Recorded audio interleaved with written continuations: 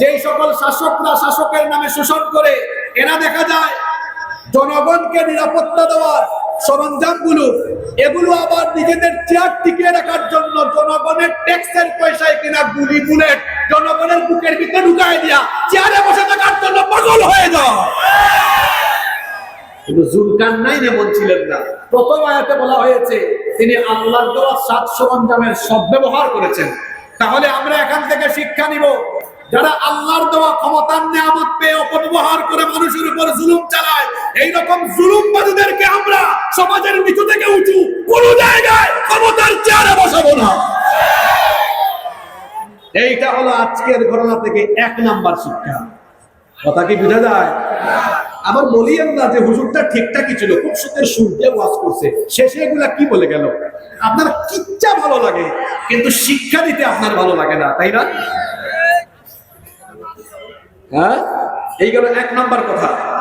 2 number, Zulkarnain বাদশা তিনি ছিলেন ন্যায়ের পথে অবিচল।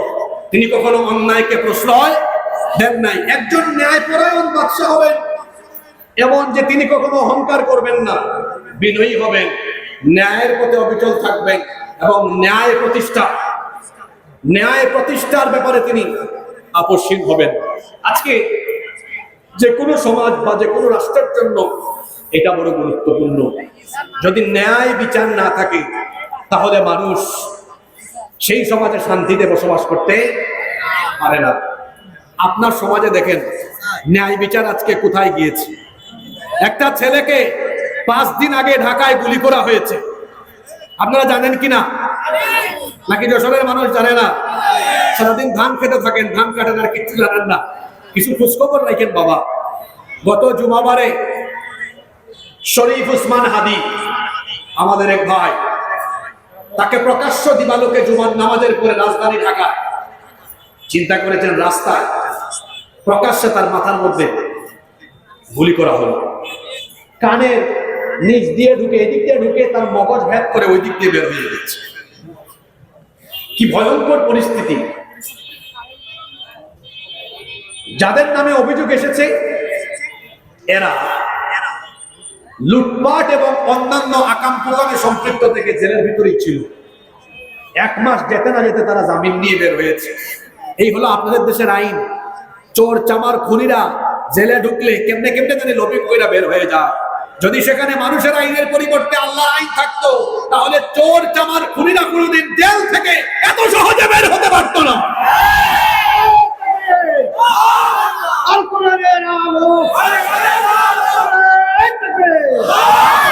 আজকে 5 দিন হয়েছে, 5 দিন হয়েছে। স্লোগান লাগবে না ভাই, কথাগুলো বুঝলেই হবে।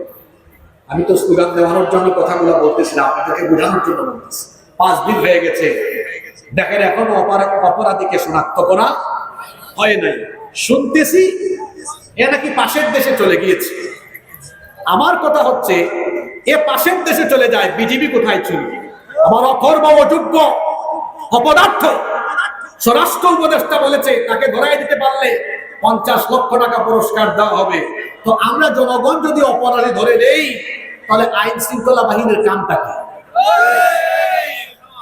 এই দেশের DGFI, NSI, DB, CID, police, RAB, সীমান্তের পাহারাদার বিজিবি, এদের কাজটা তাহলে কি? অপরাধী প্রকাশ্যে খুন করে কিভাবে চলে গেল? এই জন্য এই বাহিনীগুলো এনএসআই, ডিবি, গোয়েন্দা সংস্থা, ডিজিএফআই, সিআইডি, পুলিশ, র্যাব, বিজিবির প্রধানদেরকে ডেকে এনে অবশ্যই তাদেরকে জিজ্ঞাসাবাদ করা দরকার। এরা কেমনে চলে যায়? আর পাশের দেশ, আমি এই ভারতের দাদা বাবুদের ব্যাপারে বলি, তোমরা বড় মজা নিতেছো। আমাদের দেশে আগুন লাগাবার অপরাধীদেরকে গডফাদারদেরকেও আশ্রয় দাও, অপরাধীদেরকেও আশ্রয় দাও। মজা বুঝবা কিছুদিন পরে এরা তোমাদের দেশকেও কিছুদিন পরে অশান্ত করে তুলবে। এনএসআই, ডিবি, গোয়েন্দা সংস্থা এরা কি কোনো বুঝে না গুলি টাকারা করছে? এই ওসমান হাদির বক্তব্য শুনেন, তার অ্যাক্টিভিটিস গুলো দেখেন, তার প্রতিটা কথা দেশের পক্ষে আর ভারতীয় আগ্রাসনের বিপক্ষে। তাকে যারা গুলি করেছে তারা আর কেউ নয়, তারা ভারতীয় এজেন্ট, এবং ভারতের 5টা গোলাম, ভারতীয় দাবেদার, ভারতীয় আগ্রাসন আধিপত্যবাদ যারা এদেশে প্রতিষ্ঠা করতে চায়, এদের সম্মিলিত পরিকল্পনার অংশ ছিল এইটা। আর ওরা গুলি করে মনে করতেছে যে সব ঠান্ডা করে দিবে। ব্যাককলের দল, গুলি, বুলেট, এগুলোর ভয় কারে দেখাও? আমরা তো সেই জাতি, আমরা গুলি আর বুলেটের সামনে সিনা টান করে দাঁড়িয়ে থেকে ইনসাফের ঝান্ডা হাতে নিয়ে সামনে অগ্রসর হয়েছে, আমাদেরকে কেউ থামাতে পারে নাই।